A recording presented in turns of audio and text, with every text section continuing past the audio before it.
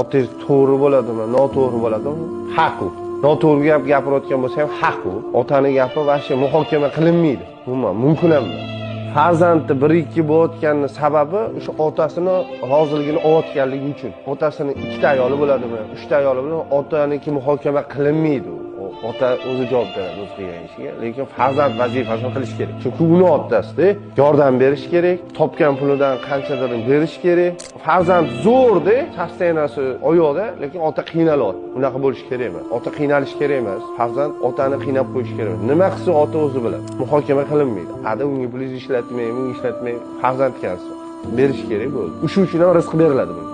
Rizq beriladi, pul kelayotgani, yaxshi pul topayotgani shu otasiga qilayotgani uchun. Otasini norozi qilsin bitta, o'sha kelayotgan puli ham kelmay qolishi mumkin. To'xtaydi, u ham qashshoq bo'ladi. Yaxshi bo'layotgani, rizq berayotgani, Alloh berayotgani otasiga qilayotgani uchun, muhokama qilish uchun